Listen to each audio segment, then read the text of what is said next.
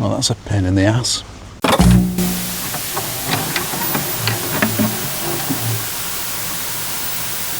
So there's a massive storm coming, well, it's kind of here already, but not the worst of it yet. We're expecting gusts of up to and over 75 mile an hour. So where I stayed last night is not the prettiest place I've ever stayed. It's a disused, closed down nightclub, and I'm just in the car park, tucked up right up against the building. I've looked on a weather app to see what direction the wind's coming in, and hopefully this is going to break the worst of it for me. When I arrived yesterday, like within minutes, a van pulled up and asked me if I had permission to stay here. I explained what I was doing, and they said, look, it's all right, don't worry, you can stay until the storm has passed. I'm hoping that the stuff on the roof is secure, not my roof, but the roof of this building, because I don't want things blowing off onto my van. And the wind's changed direction again now. It's actually coming from over here. I could try and be more inland, but the trouble is, where I am, to get anywhere, I've got to go over mountaintops, and we know from the other day that that's not something that's a good idea.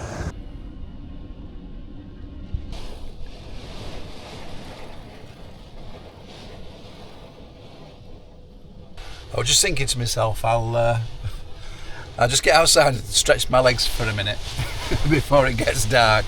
I'm not going to bother, eh? And this is Killybegs. Some big ships down here. Oh, look at this. I believe this is one of Ireland's largest fishing ports. I bet it were rough down here yesterday with all them winds.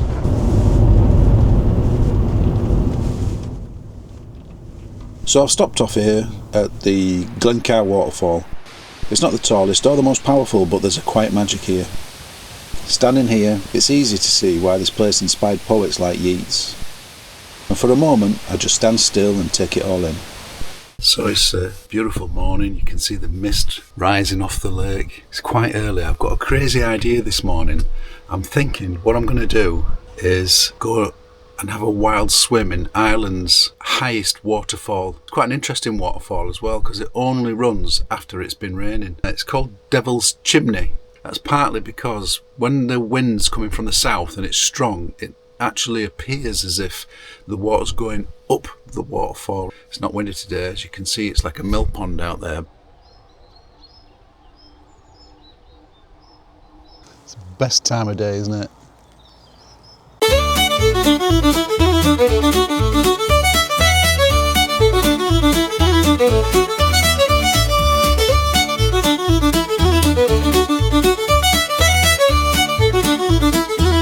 Good morning.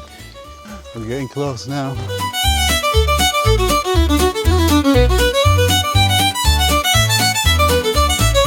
So, I've come with my swimming stuff, all geared up for it, with an element of fear.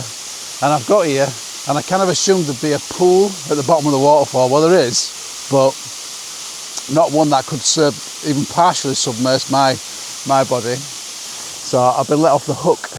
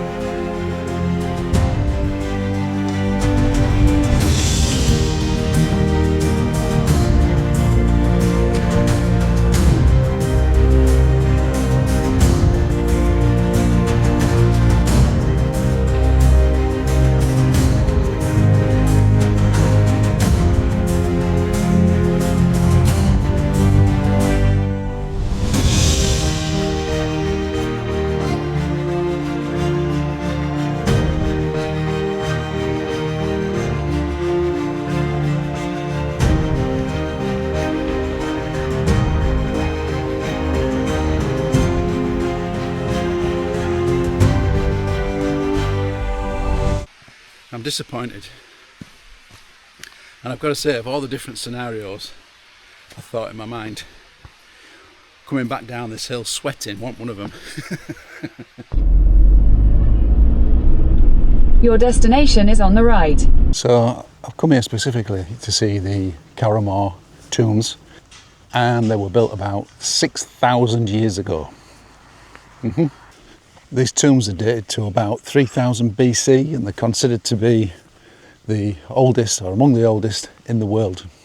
And they're shut. Oh, that's a pain in the ass. This one's accessible.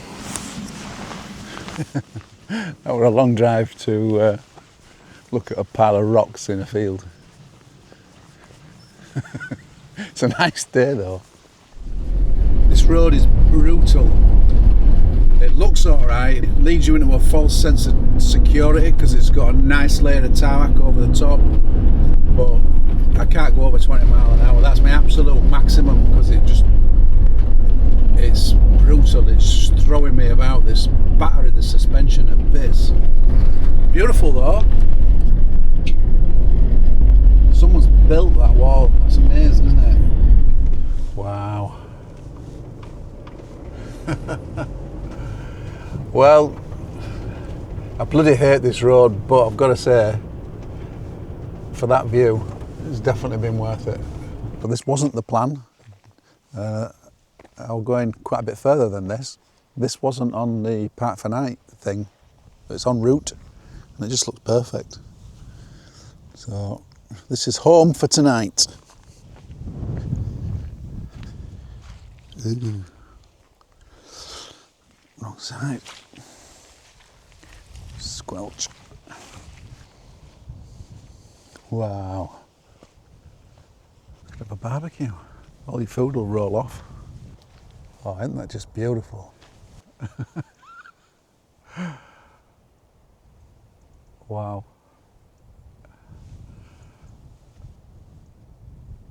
Just wow. Wow.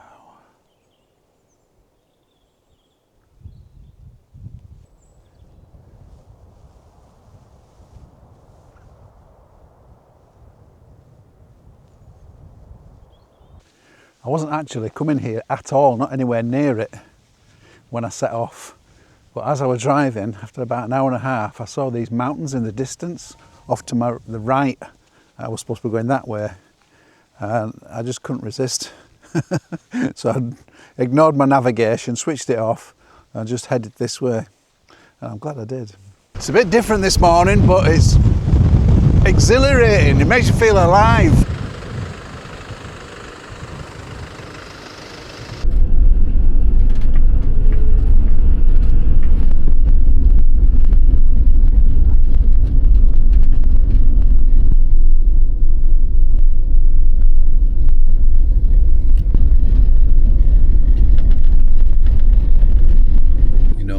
Presence of rock giants like this, it makes you realise how small and insignificant you are. So beautiful. So nearly didn't come this way, and that would have been a tragedy to have not seen this place. Unbelievable. Unbelievable. Have I said that? It's about to start raining, but hopefully we'll just make it in time because we're almost there, more or less. So if I were half the man that I'd like to be, I'd be getting my swimming trunks on now and going for a swim in there. But actually it's not that cold today, to be fair, but it is going to rain and I'd get wet.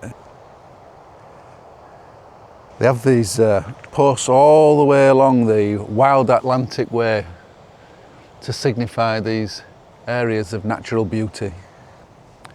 In case you didn't know, these are the Englified versions so that we can pronounce the actual rail name of the places in Ireland. So as you can see here, it's sort of saying Aslay Falls, and it would have been that pronounced Aslay because the spelling of the Irish word doesn't equate or doesn't translate to how we'd spell stuff in the English language. So it's very kind of them to put an English version on there for us. What a place. So I know it's a bit silly, but Cleggan, my surname's Clegg. So the only reason I'm going here is curiosity to see what Cleggan's like, because it's got Clegg in the name. And that's the anglified name, it's not the actual name. Anyway, who dares Rodney? It's looking a bit crap so far compared to what I've seen, to be fair. The sun's trying to come out. That's because Cleggy is arriving at Clegg and Cliffs. Wow, that's a beautiful bay over there. Look at that. I wonder if there's anybody actually called Clegg who lives at Cleggan. I'm starting to question whether this is a good idea. I didn't check out the road surface first, which I should really do. I've got two apps, as you know. I've got the one that's more geared up for this big truck, but at the moment I'm using Google Maps, which just takes me on whatever. It thinks it's a road, it's like, yeah, go there, and it could have low bridges, it could be like not suitable for something that's 4 ton plus. Oh shit, what's this? There's a bull in the field. What? Oh, man. Right, okay. Right, so the map's telling me to go straight ahead. We're not going to be doing that, are we? That's Cleggan Cliffs, if you can see that, just starting to appear on the left-hand side there. I bet the people in these houses looking out the window thinking, what the hell is he doing up here in that? Well, it was worth it just to see that. There'll be not many tourist visitors to Ireland who will see this view, because they're a lot more sensible than me.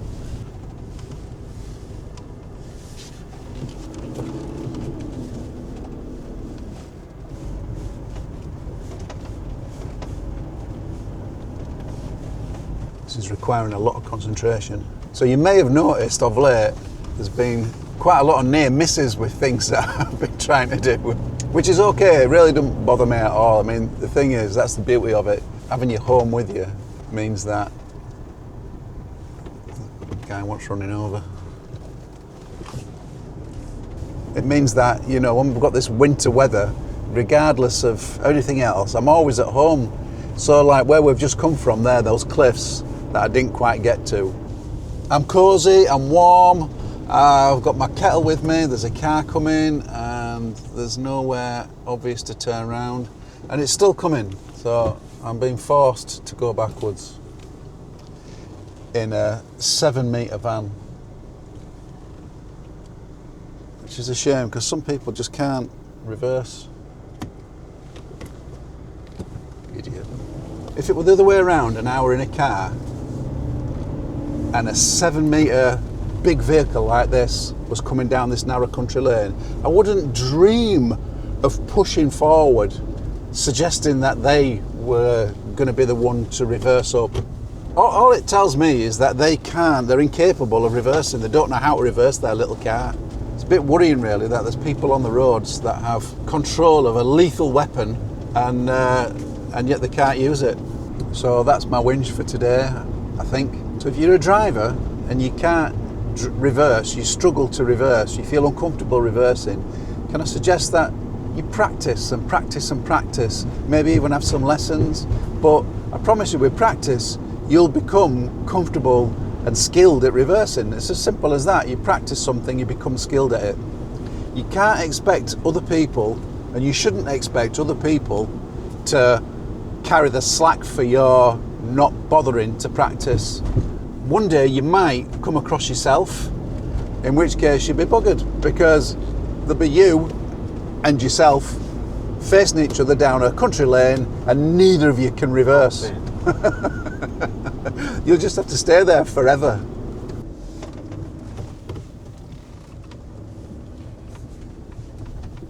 So you see a few junctions like that where it's give way in every direction. It's a case you take it in turns, first come first served, and then you take it in turns in the order of arrival at the junction. Seems to work.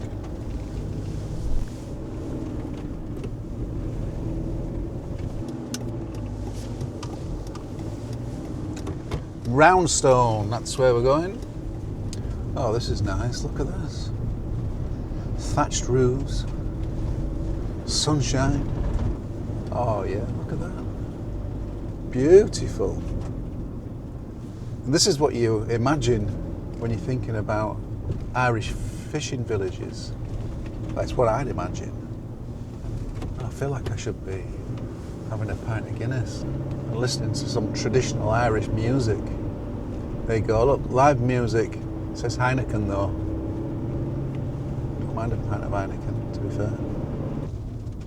Ah, look at this. Windsurfers. White beach. I didn't stay at that last place, as beautiful as it was, because they have these like they have here actually. Your destination is on the left. No need to shout. Like they have here, they've got signs up everywhere for no overnight camping. So I didn't bother going around that little village. I saw what I needed to see driving through. Had there not been signs up everywhere saying that camper vans can't stay overnight, they've got tons of car parks, by the way, tons and tons of car parks with empty parking spaces. But I probably would have been tempted to stay and wander around there, buying some stuff in the shops, but certainly with the intention of going into some of them what looked like lovely pubs with live music on an evening and enjoying what the little village had to offer.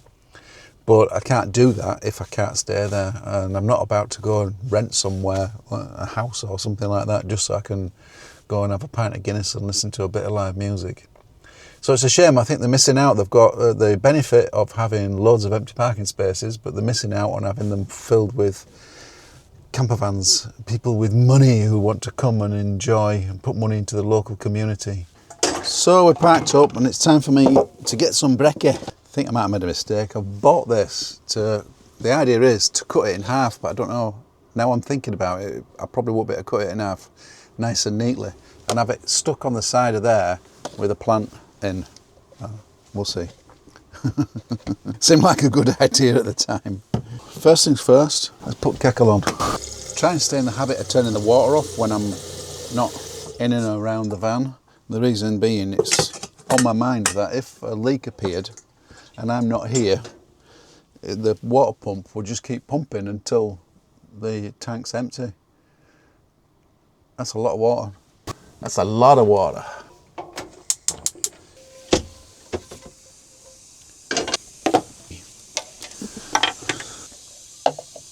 Do you think that would make a good size, like, bit of bread to put bacon and egg in? Can try it, can't I? So I've got almond flour, I've got psyllium husk, inulin powder, I've got baking powder, an egg, a bit of salt. So I'm just going to put a bit of oil in.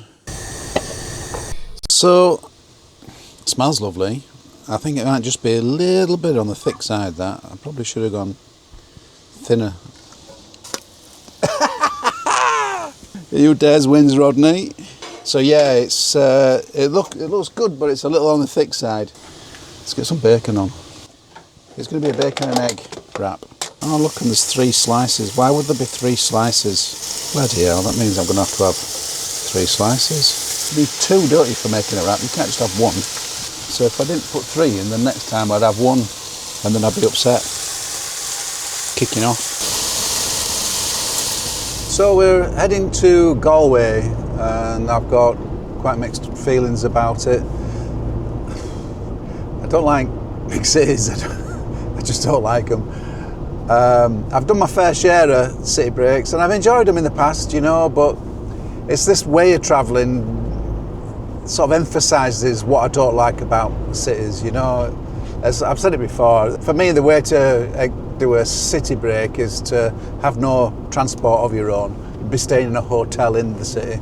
Anyway, I kind of feel I can't go past Galway without at least having a quick look. So what I've done, I've asked ChatGPT on the internet to give me a 1-hour itinerary of Galway, and so we're on our way there now. Provided we can find parking, we're going to do that. Honestly, if I can't find parking relatively easily without paying through the nose for it, I won't be bothered. I'll just say, right, well, I've driven close to Galway. and wandered around looking for a parking space to tick.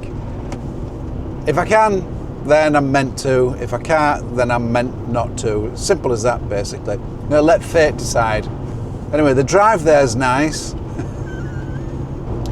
So again, my daily mission is to find somewhere to dispose of my little rubbish bag that I've accumulated in the last 24 hours. It's a daily chore in Ireland. It really is a problem if you're travelling.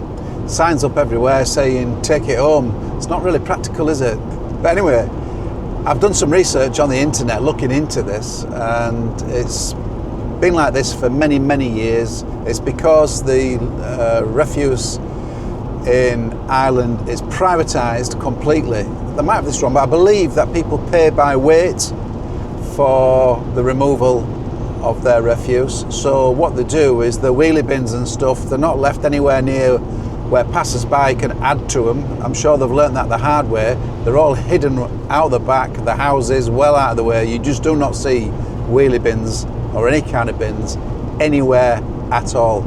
The few public bins that you see, they've manufactured something to cover the original hole of that bin so that it's got the size of the opening of like, you could just about get your fist in. That's about it. Apparently, what locals were doing when they introduced this system, they were starting to get rid of the household rubbish into the public bins in the streets, stuffing them into, you know, the little litter bins. I have to say, I really find this a crazy system, but at the same time, especially considering they've been doing it for such a long time, I don't think I've ever been to a country with less litter in the streets. It is absolutely spotless, and I wonder if there's a psychological element to that where, like, take England for example, which is what I know, because the refuse, I mean, everyone pays in their rates to have refuse collected, and that's just, you pay that one fee, everyone pays it, and that covers your public bins and your household bins and all that stuff. Does that psychologically, without realising it, make people feel like it's someone else's responsibility is litter? Whereas here, because of this system, which I really don't like, but I have to, you know, I can't deny that there is no litter anywhere, does this make people feel it's their own responsibility, which is why there is no litter anywhere? I mean, very, very little anyway. It won't surprise me if the only bits of litter that you see here are from people who aren't from here. So yeah, I hate the system, making it very, very difficult for me. Very, very difficult for me. But I can't deny that it's working.